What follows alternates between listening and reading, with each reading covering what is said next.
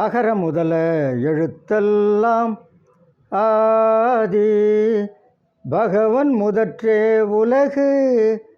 பாக்குப்பன். வணக்கம். இன்று பாட்டி சொன்ன ஒரு பாட்டு.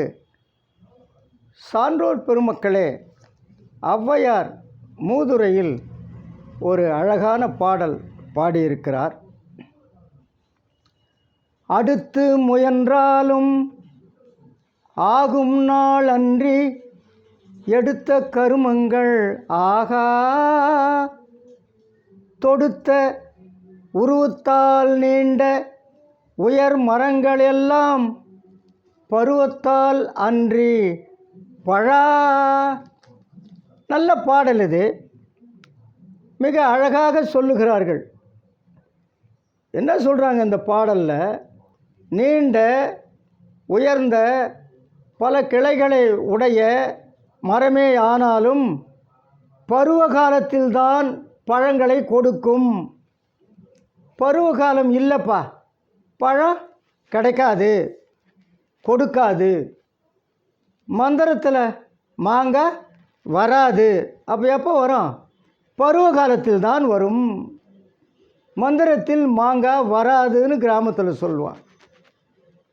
வரும், ஆனால் வராது. வடிவேலு.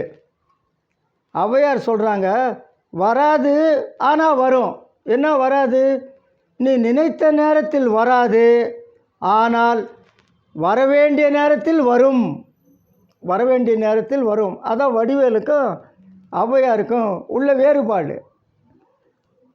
அவர் எதிர்மறையாக சொன்னார், இந்த அம்மா எதிர்மறையாக இருந்தாலும் அது உடன்பாடாக சொல்லுகிறார்கள். கவலைப்படாதே, வரலன்னு நினைக்காத, வரவேண்டிய நேரத்தில் வரும். ஔவையார் இது ஒரு நல்ல எடுத்துக்காட்டு. எதுக்கு சொல்கிறாங்க? நீ எவ்வளவுதான் முயன்றாலும் நீ எடுத்த கருமங்கள், எடுத்த காரியங்கள் ஆகும் நாளில்தான் கைகூடும். ஆகும் நாளில்தான் கைகூடும். என்னப்பா, எவ்வளவோ முயற்சி செஞ்சேன், ஒன்றும் நடக்கலை சொல்லாத. ஒரு நாளைக்கு அது கைகூடும். வரவேண்டிய நேரத்தில் நீ எடுத்த முயற்சிக்கு வெற்றி வரும். கவலைப்படாதே. அது ஔவையார். வரவேண்டிய நேரத்தில் வரும், நீ கவலைப்படாதே. கிராமத்தில் சொல்லுவான். பொண்ணுக்கு 25 வயசாகிடுச்சு, 2 வருஷமாக மாப்பிள்ளை தேடிட்டுருக்கேன், இன்னும் சரியாக அமையலை, எப்போ அமையுமோ தெரியல. கிராமத்தில் பெரியவர் கவலைப்படாதரா, ஆகும் நாளில் ஆகும். யார் சொன்னது? ஔவையார் சொன்னது தான். ஆகும் நாளில் ஆகும். வரவேண்டிய நேரத்தில் வருவாயா மாப்பிள்ளை, கவலைப்படாத. ஆகும் நாளில் ஆகும். யார் சொன்னது? ஔவையார் சொன்னது. அதை கிராமத்தில் பெரியவர்கள் சொல்லுகிறார்கள். ஆக என்ன, ஆகும் நாளில் ஆகும்னு முயற்சி செய்யாமல் இருக்கக்கூடாது. முயற்சி செய்து கொண்டே இருக்க வேண்டாம். ஒரு நாளைக்கு வெற்றி வந்து சேரும். நாம் நினைத்த காரியம் ஈடேறும், நிறைவேறும். ஆக முயற்சி செய்ய வேண்டும். சோம்பி கிடந்தால் சிலந்தியும் சிறை பிடிக்கும், எழுந்து நடந்தால் எரிமலையும் வழி கொடுக்கும்.